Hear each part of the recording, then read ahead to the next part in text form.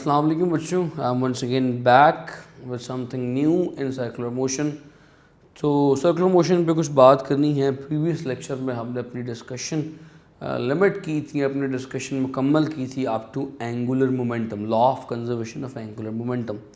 हमने in the previous lecture we have discussed what is law of conservation of angular momentum, ये किस तरह से वैलिड होता है, इसके सिग्निफिकेंस क्या, ये बेसिकली है क्या चीज़ की। एक एग्जांपल, बड़ी मशहूर एग्जांपल की थी हमने, वो सी डाइवर वाली।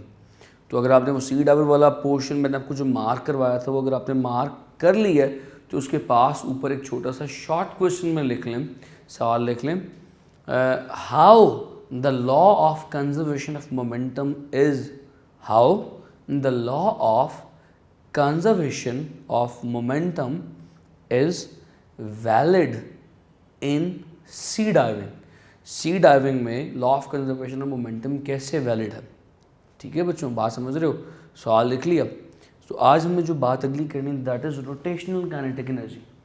रोटेशनल काइनेटिक एनर्जी को समझने से पहले एक पॉइंट ज़रा समझो, वो ये समझो कि देखो जिस तरह जब हमने चैप्टर शुरू किया, हमने हर चीज़ को जो लीनियर मोशन में पढ़ चुके हैं उसे कन्वर्ट कर रहे हैं सर्कुलर मोशन में या एंगुलर मोशन में।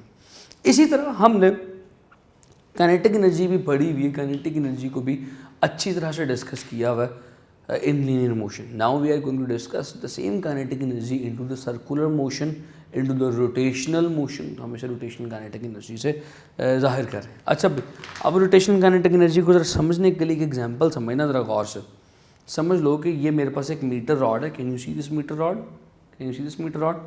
समझ लो कि ये मीटर रॉड यहाँ से फिक्स्ड है, यहाँ से पिवटेड है और ये यूँ घूम रहा है like this, it is rotating like this. मैं अगर मज़ीद यहाँ से घुमाता रहा तो ये मेरी गर्दन तोड़ उड़ा देगा यहाँ से। तो दोबारा देखते हैं यहाँ से, दिस मीटर रॉड यहाँ से, can you see this thing.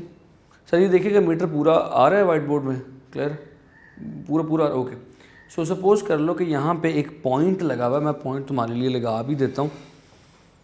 So this is the point, for example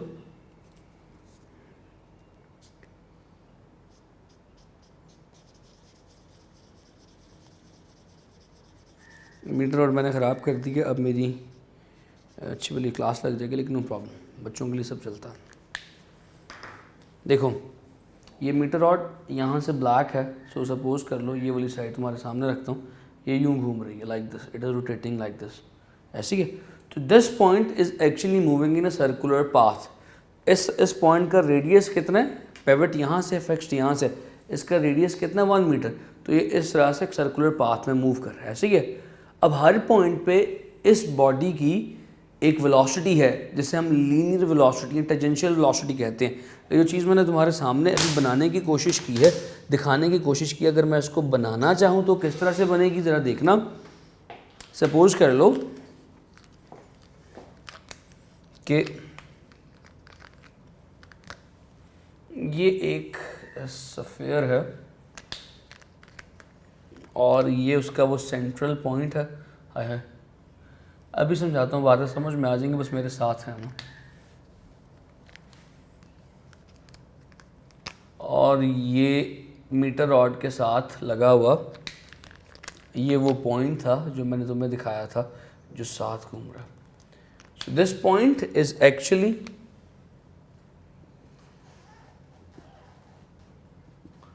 और रोटेटिंग। ये पॉइंट, ये मीटर रॉड रोटेट कर रहा है, ये पॉइंट इसके साथ सर्कल में घूम रहा है, जिस तरह से मैंने तुम्हें कैसे करके दिखाया। अब इस पॉइंट की एक वेलोसिटी है जो टेजेंट के लॉन्ग है, that is called as tangential velocity, ऐसी है। तो फिर इस पॉइंट की काइनेटिक एनर्जी भी होगी। अगर मैं टेंजेंशियल वेलोसिटी को लीनियर वेलोसिटी भी कहते हैं, पता ना इसको लीनियर वेलोसिटी होती है, तो इसकी काइनेटिक एनर्जी क्या होगी, what is that kinetic energy. तुम सब जानते हो कि जो काइनेटिक एनर्जी लीनियर है, लीनियर आम kinetic energy that is given by 1/2 mv², because this point is moving with the linear velocity v। इसकी आम वेलोसिटी v भी है। तो भाई अगर मैं फर्दर इस पॉइंट को तोड़ना चाहूँ, इसकी वेलोसिटी को तोड़ना चाहूँ, किस में तोड़ना चाहूँ, कुछ इस तरह से तोड़ना चाहूँ कि मैं जानता हूँ v is equal to r omega भी होता है। तो ये जो फॉर्मूला है v is equal to are omega, इसको अगर ऊपर वाली इक्वेशन में पुट किया जाए तो it kinetic energy would be written as 1/2 m, v की जगह आ जाएगा r ओमेगा का square. So kinetic energy will become something like this 1/2 m r square omega square. ज़रा यहाँ पे 1 मिनट के लिए रुकिएगा, बड़ी अहम बात करनी है. ये बॉडी सिर्फ एक पॉइंट से, ये फर्स्ट पॉइंट था, एक पॉइंट से नहीं बनी. इस बॉडी में ये पूरा एक सफ़ेयर है, एक पॉइंट की बॉडी नहीं, पूरा सफ़ेयर है. ये बॉडी ऐसे कई मज़ीद पॉइंट से मिलके बनी. इसका मास लेट्स से m2, एक पॉइंट हो सकता है इसके कुछ करीब हो, इसका मास m3. सो m2 मास, m3 मास, ऐसे करते करते एक बॉडी जिसका शायद mn मास हो, कुछ यहाँ पे मौजूद हो mn मास के साथ. इसी तरह हर पॉइंट का अपना रेडियस भी है.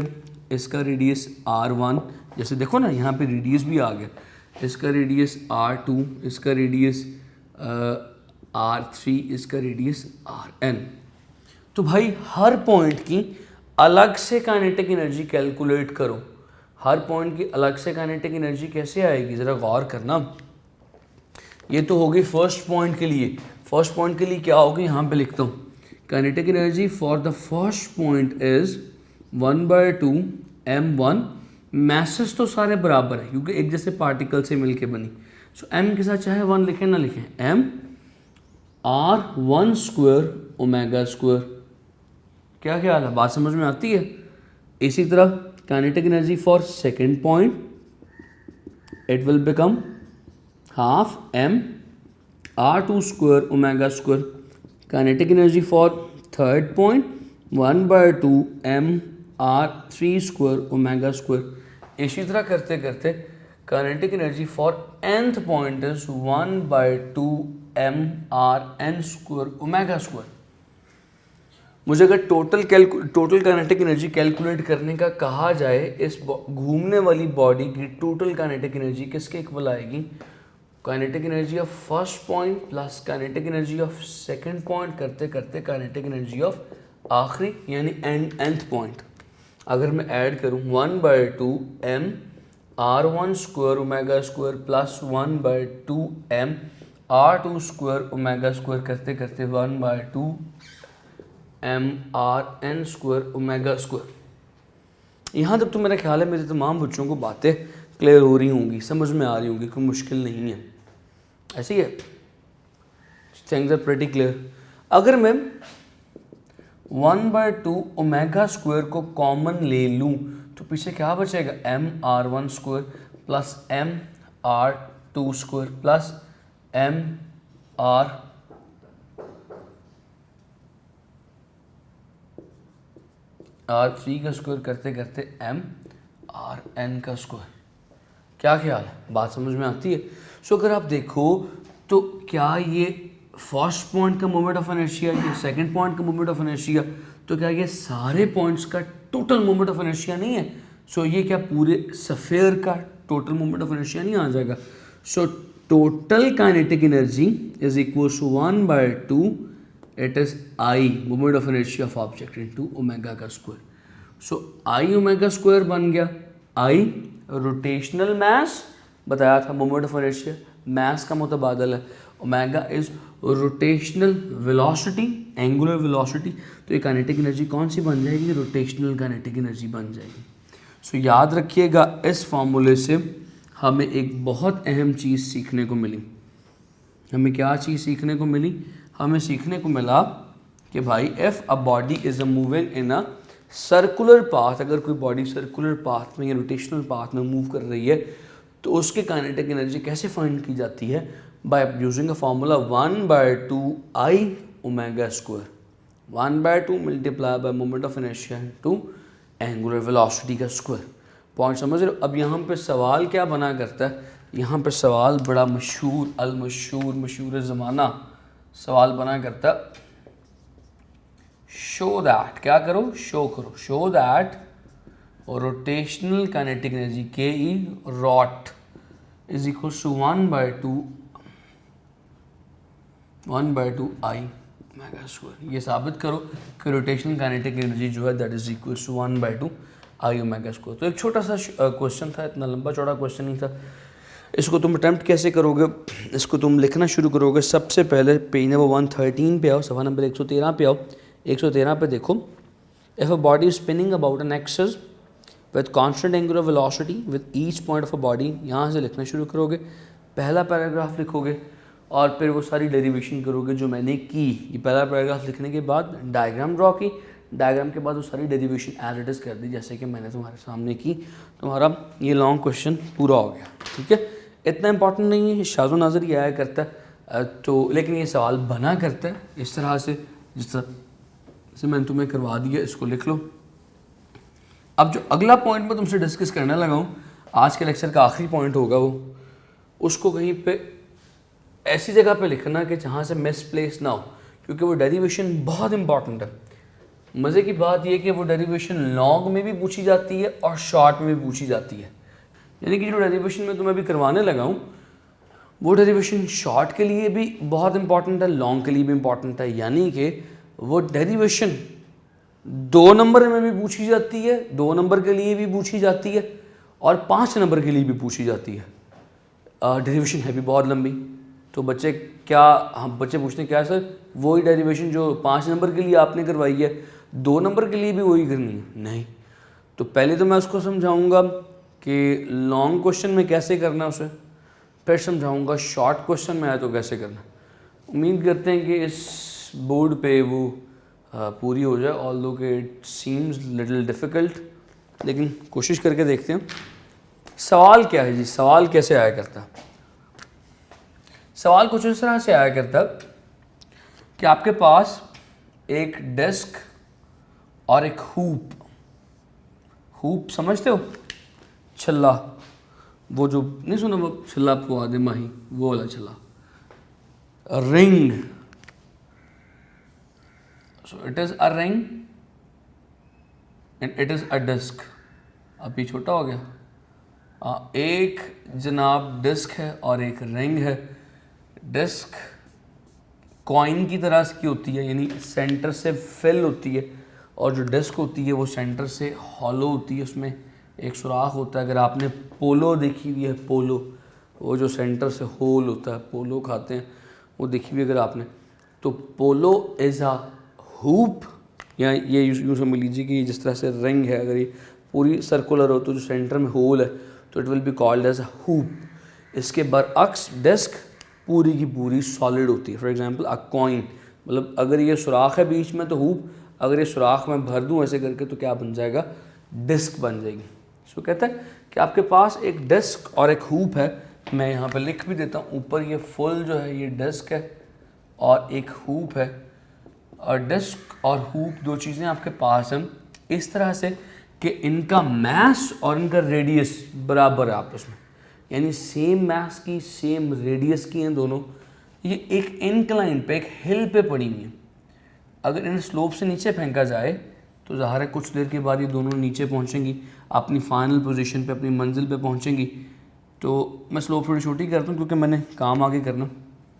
ये नीचे पहुंचेंगी, फाइनल पोजीशन पे पहुंचेंगी, नीचे डेस्क भी पहुंचेगी, नीचे हुप भी पहुंचेगी। सवाल क्या है, सवाल ये है नीचे किसकी वेलोसिटी ज़्यादा होगी, वेलोसिटी ऑफ डिस्क ज़्यादा होगी या वेलोसिटी ऑफ हुप ज़्यादा होगी, ये सवाल है। तो ज़रा सोचिए, डिस्क है, आप खुद सोचिए क्या जवाब होगा। एक डिस्क है और हुप है, उनको मैंने स्लोप के ऊपर छोड़ दिया, ऐसे करके छोड़ दिया। अब दोनों घूमती चली जा रही हैं, नीचे आती जा रही हैं, नीचे आना चाह रही। बॉटम पे पहुंचेंगी तो पहले कौन सी पहुंचेगी, किसकी वेलोसिटी ज़्यादा होगी, डिस्क या हुप, किसकी एनर्जी ज़्यादा होगी बॉटम पे पहुंचते हुए। अगर तो मुझे ये पता चल जाए कि डिस्क की काइनेटिक एनर्जी ज़्यादा होगी तो मैं कहूँगा डिस्क की वेलोसिटी भी ज़्यादा होगी। अगर मुझे पता चल जाए कि हुप की काइनेटिक एनर्जी ज़्यादा होगी तो मैं कहूँगा नीचे पहुँचते हुए हुप की वेलोसिटी भी ज़्यादा होगी। सो काम क्या है, मैंने तुम्हें ये हिंट दे दिया, मैंने तुम्हें ये टिप दे दी कि वेलोसिटी का पता कैसे चलेगा। वेलोसिटी का पता चलेगा काइनेटिक एनर्जी के साथ। काइनेटिक एनर्जी का पता कैसे चलेगा, हाइट के साथ, पोटेंशियल एनर्जी के साथ, क्योंकि तुमने पढ़ा हुआ है ऊपर जितनी पोटेंशियल एनर्जी होती है, बॉडी गिरना शुरू होती है, वो पोटेंशियल एनर्जी कहाँ जाती है, वो कन्वर्ट हो जाती है काइनेटिक एनर्जी में। सो इस वक्त ऊपर इन दोनों के पास जो एनर्जी है वो कौन सी एनर्जी है, वो सारी की सारी पोटेंशियल एनर्जी है, बोले तो mgh, क्योंकि इस इंक्लाइन की जो हाइट है दैट हाइट इज h। ऐसे ही है, ये लो। तो जब नीचे पहुंचेंगे तो वो सारी की सारी पोटेंशियल एनर्जी कन्वर्ट हो जाएगी किसमें, that potential energy will be converted into the kinetic energy. अच्छा, अब बड़ी अहम बात करने लगा हूँ। अब काइनेटिक एनर्जी का तो सारा रोल है, काइनेटिक एनर्जी तो फाइंड करनी है। लेट्स से हम बात करते हैं फॉर डिस्क, हम डिस्क को फाइंड करते हैं पहले। डिस्क की काइनेटिक एनर्जी फाइंड करते हैं। देखो अब मुझे ना अपने वॉलेट में से ज़रा कॉइन निकालना पड़ेगा। बच्चों ये coin roll down, coin is like a disc, got it. ये कॉइन रोल होता हुआ नीचे आ रहा है। तो देखो जब ये कॉइन रोल होता हुआ नीचे आ रहा है, एक तो ये रोटेट भी कर रहा है और एक तो ये ऐसे करके नीचे भी आ रहा है। सो इस वक्त कॉइन की दो एनर्जीज हैं, कॉइन के दो किस्म के मोशंस हैं। एक कॉइन का, सर पीछे कर लें बस, एक कॉइन का ऐसे रोटेट करने वाला मोशन है, रोटेट करता हुआ नीचे आ रहा है ना। तो एक कॉइन के पास एनर्जी रोटेशनल काइनेटिक एनर्जी होगी और साथ साथ ऐसे नीचे भी आ रहा है, लीनियर मोशन भी कर रहा है, रोटेट करते हुए लीनियर मोशन कवर कर रहा है, लीनियर पाथ कवर कर रहा है।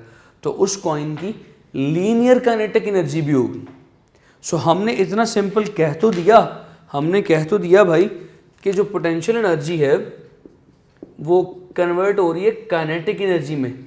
काइनेटिक एनर्जी के दो हिस्से हैं, काइनेटिक एनर्जी के दो हिस्से कौन कौन से हैं?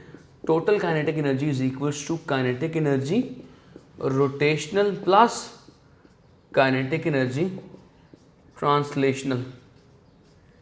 ठीक है, अब हमने यहां से अपनी बात को लेके आगे चलना।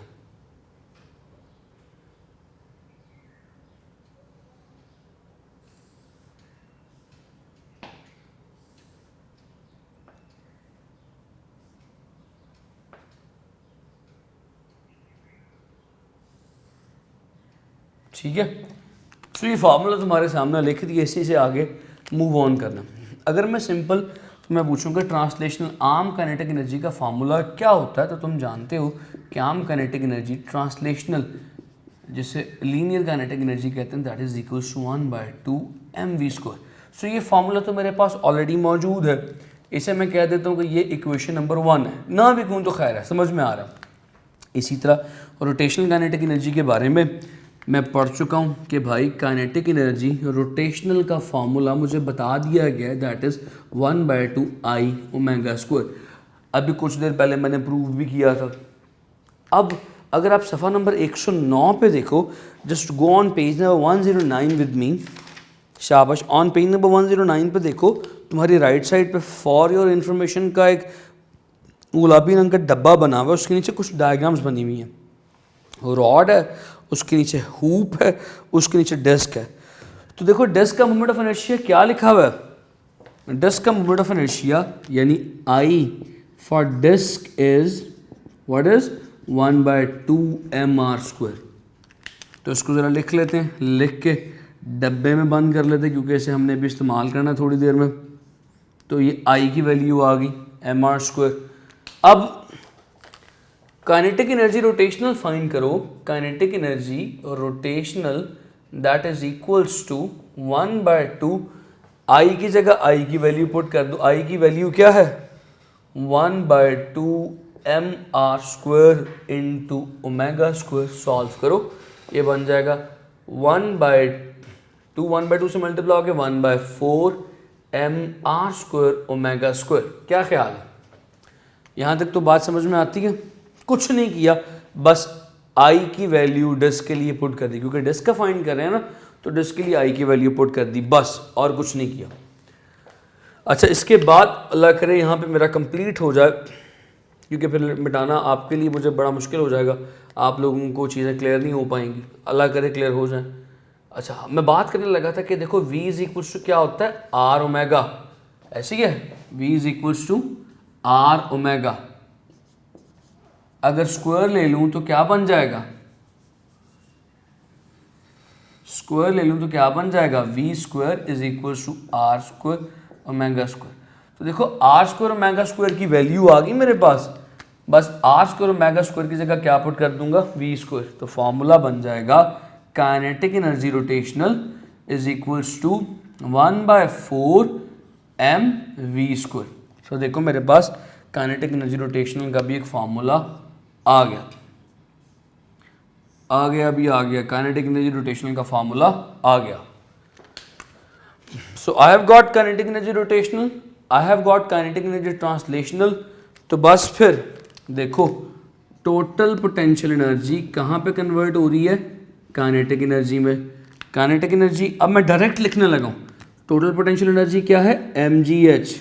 सो टोटल काइनेटिक एनर्जी क्या है, काइनेटिक एनर्जी ट्रांसलेशनल बोले तो 1/2 mv square plus rotational kinetic energy बोले तो 1/4 mv स्क्वायर। थोड़ी सी मैथमेटिक्स यहाँ पे लगाऊं अगर, साफ करके लिखने लगा और कुछ नहीं करने लगा बस। सो थोड़ी सी अगर मैथमेटिक्स यहाँ लगाऊं, 1/2 mv square plus 1/4 mv square, तो ये बन जाएगा mgh इज इक्वल्स टू, इसका ले लो अंडर रूट, इसका ले लो एलसीएम 4, 2 2 ज़र 4, 2 ऊपर मल्टीप्लाई हो जाएगा 2 mv स्क्वायर प्लस 4 1 ज़र 4, 1 मल्टीप्लाई होकर mv स्क्वायर आ जाएगा। सो बन जाएगा mgh is equals to 3 mv square over 4।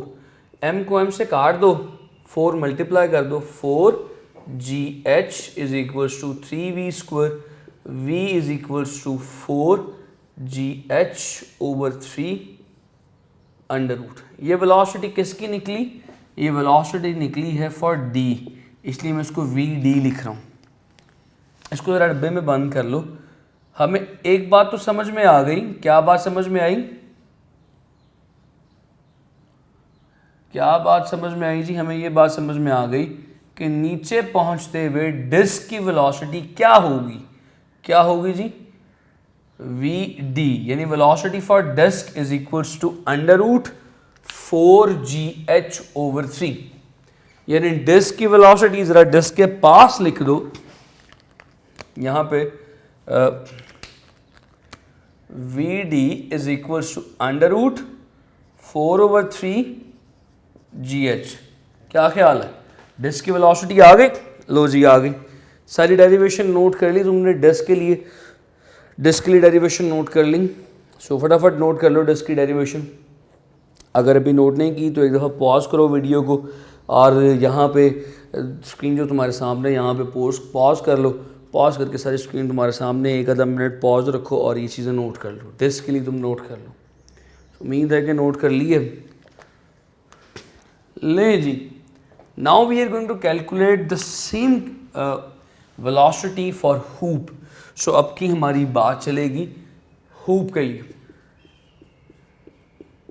इसके केस में भी हमने कह दिया कि पोटेंशियल एनर्जी ने कन्वर्ट होना है काइनेटिक एनर्जी में। Potential energy is going to be converted into the kinetic energy.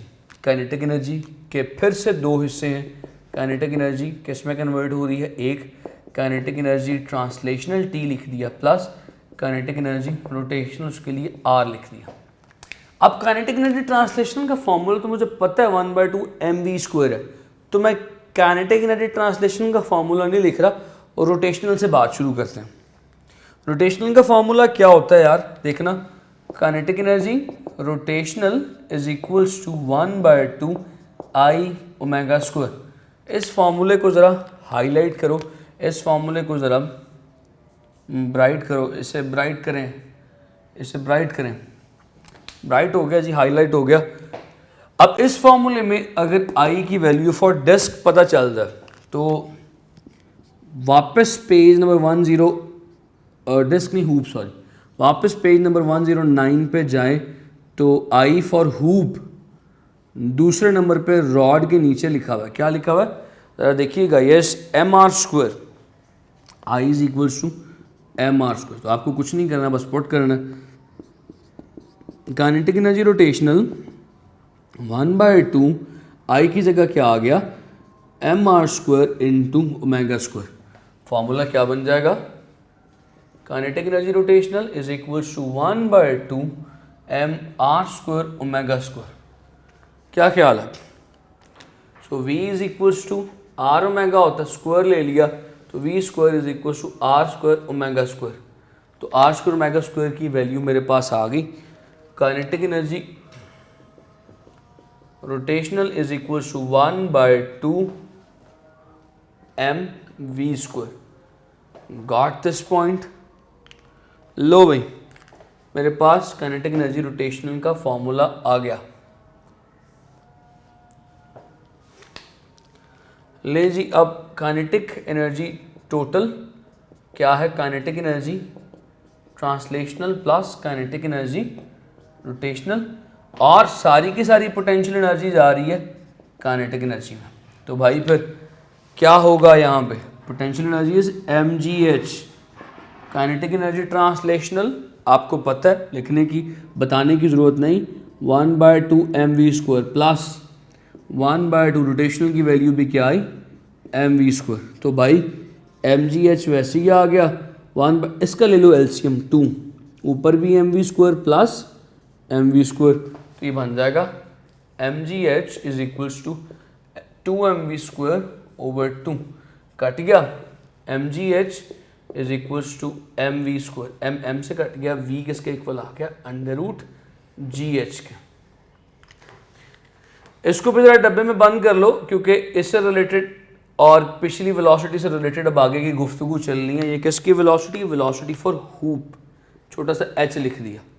अब वापस यहां पे आता हूं, velocity for hoop v for h is √gh बस। अब मुझे बताओ कौन सी वैल्यू बढ़ी है यार, ये खाली √gh बढ़ी है या 4/3gh बढ़ी है, ये बात अहम है। देखो कैसे, vh वेलोसिटी फॉर हुप क्या है, सिर्फ √gh, यानी gh के साथ कोई कांस्टेंट नहीं लगा हुआ, कोफिशिएंट नहीं लगा हुआ, इसका मतलब है क्या लगा हुआ है 1 लगा हुआ है। तो इसका कोफिशिएंट क्या है 1, gh के साथ क्या लिखा हुआ है 4/3। 4/3 की वैल्यू 1 से बड़ी होगी कि छोटी होगी, जरा मारो कैलकुलेटर। याद रखो, अगर न्यूमरेटर डिनोमिनेटर से बड़ा हो, यहाँ पे बड़ा ना 4/3 से बड़ा, उस केस में वैल्यू बड़ी आती। अब कुछ क्लियर हुआ नजर आना, तुम लोग जो बोल रहे थे मुंह में नजर नहीं आ रहा, मैंने सुन ली ये बात। सो यहाँ पे देखो, जो 4 है वो डिनोमिनेटर से बड़ा है, तो जब न्यूमरेटर डिनोमिनेटर से बड़ा हो तो जवाब 1 से बड़ा आता है। तो वेलोसिटी फॉर डिस्क कोफिशिएंट 1 से बड़ा है, यहाँ पे वेलोसिटी फॉर हुप कोफिशिएंट सिर्फ 1 है। तो याद रखो, मैं वापस अपनी इस जगह पे आता हूँ बात को अख्ताम पे लाने के लिए, ये जो वैल्यू है √4/3gh that is greater than simple gh, यानी कि साबित हो गया velocity for disc is greater than velocity for hoop, यानी कि नीचे गिरते हुए नीचे पहुंचते वक्त डिस्क की वेलोसिटी हुप से ग्रेटर होगी। This is your complete solution of this question. ये आपके क्वेश्चन का लॉन्ग क्वेश्चन का एक मुकम्मल सोल्यूशन हो गया। बात समझ में आती है? आई हैव फ्यू मिनट्स में अपनी बात को मज़ीद ख़त्म करूँगा। अभी मेरे पास टाइम है, 5-10 मिनट है मेरे पास। अच्छा, तो ये इसका मुकम्मल सोल्यूशन हो गया। ये लॉन्ग क्वेश्चन आता है 5 नंबर का। अगर 5 नंबर का लॉन्ग क्वेश्चन आए तो आपने इसे ऐसे अटैम्प्ट करना, ठीक है जी। सो ये it is full lengthy question, long question, this is how you will attempt it. अब अगर ये सवाल आपको शॉर्ट में पूछ लिया जाए, शॉर्ट में आ जाए, तो फिर आप कैसे अटैम्प्ट करेंगे, फिर आप कैसे लिखेंगे? तो जहमी तरफ बात शुरू करें। शॉर्ट में अगर आ जाए कि शॉर्ट में यही सवाल आएगा कि भाई ऊपर डिस्क और हुप सेम मास के पड़े हैं, वो रोल डाउन होना शुरू हुए, नीचे आना शुरू हुए, नीचे आते हुए किसकी वेलोसिटी ज़्यादा होगी। या एक चीज़ ये भी पूछी जा सकती है, ये भी पूछा जा सकता है कि नीचे पहुंचते हुए कौन पहले पहुंचेगा। ऑब्वियसली जिसकी वेलोसिटी ज़्यादा होगी वही नीचे पहले पहुंचेगा। तो अब आप इसका जवाब वहाँ पे कैसे देंगे? ये बात तो समझ में आ गई ना कि नीचे पहले डिस्क पहुंच रही है, डिस्क की वेलोसिटी, वो देखो डिस्क की वेलोसिटी ज़रा ज़्यादा है। अब इसको शॉर्ट में अटैम्प्ट करना है, तो शॉर्ट के लिए किस मेथडोलॉजी का इस्तेमाल करना है, तो तैयार रहना ज़रा। अगर नहीं था नोट किया हुआ तो एक लम्हा, 1 सेकंड 30 सेकंड्स के लिए वीडियो को करो पीछे और यहाँ पे रोक के सारा नोट कर लो। सारी चीज़ें मैं तुम्हें नोट करवा रहा हूँ।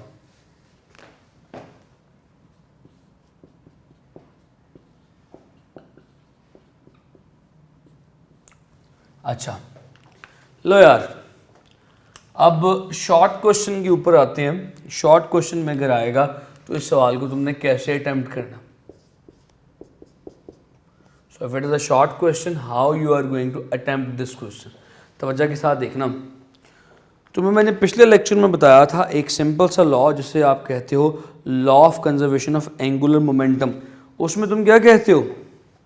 You say in the law of conservation of angular momentum कि भाई L यानी angular momentum is going to remain constant. ऐसे ही है। अब शॉर्ट क्वेश्चन में डेरिवेशन कैसे करनी है वो करवा रहा हूँ। हालांकि ये चीज़ मैंने तुम्हें पहले बता दी हुई है, सिर्फ डेरिवेशन पेपर में कैसे करनी है इसलिए पूरी करवा रहा हूँ। So L is equals to constant, L is equals to constant I omega, यानी आई ओमेगा क्या होगा? कांस्टेंट होगा, यानी कि this I omega is a constant. Got it? इसका मतलब क्या हुआ? I is equals to constant over omega. Constant थोड़ा सा ख़राब हो गया, ऐसे ही है। सो अगर कांस्टेंट ओवर ओमेगा है, that further means I is inversely proportional to omega. इतनी बात हमें समझ में आ गई। ये बात पहले भी डिस्कस की थी कि जिसका मोमेंट ऑफ इनर्शिया कम होगा उसकी एंगुलर वेलोसिटी ज़्यादा होगी। इनवर्स रिलेशन है ना, तो जिसकी I की वैल्यू कम होगी उसकी एंगुलर वेलोसिटी ज़्यादा होगी। तो अगर हम यहाँ पे लिख के देखें I फॉर D, डिस्क के लिए क्या होती है बताओ ज़रा? 1/2 mr²। I फॉर हूप क्या होती है? Simple mr²। तो ज़्यादा छोटी किसकी है? डिस्क की।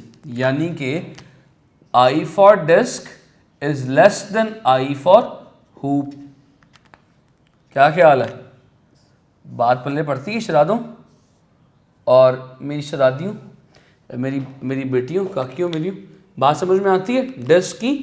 डिस्क का मोमेंट ऑफ इनर्शिया छोटा है हूप से, एक बात। दूसरी बात इसके साथ ही आगे चलो, बड़ी अहम बात, अगर डिस्क का मोमेंट ऑफ इनर्शिया कम है तो डिस्क की एंगुलर वेलोसिटी ज़्यादा होगी हूप से, क्योंकि they both are inversely proportional. तो अगर ये शॉर्ट में सवाल आता है तो तुम इसमें 2 पॉइंट्स लिखोगे। एक तो ये सारा पॉइंट जो मैंने अभी एक्सप्लेन किया, तुम उसमें बताओगे कि डिस्क का क्योंकि मोमेंट ऑफ इनर्शिया कम है लिहाजा डिस्क की एंगुलर वेलोसिटी ज़्यादा होगी, नीचे पहुंचते हुए इसकी वेलोसिटी बढ़ जाएगी और नीचे के ज़्यादा वेलोसिटी के साथ पहुंचेगा। ठीक है, एक बात ये। दूसरा ये एक यहाँ से शुरू करोगे यहाँ तक, ये 4-5 स्टेप्स हैं, ये एक पॉइंट है। तो मैं यहाँ पर लिख देता हूँ तुम्हारे लिए, ये क्या है जी? ये एक पॉइंट है। दूसरा पॉइंट देख लो। फिर दूसरा पॉइंट लिखोगे कि भाई लीनियर वेलोसिटी ऑफ डिस्क जो थी वो हमने कैलकुलेट की थी बचपन में, वो थी 4/3 GH, और वेलोसिटी फॉर हूप हमने कैलकुलेट की थी बचपन में, वो थी सिर्फ GH। सो यहाँ से पता चलता है कि जो √4/3 GH है that is greater than simple GH, लिहाजा velocity of disc is greater than velocity of hoop.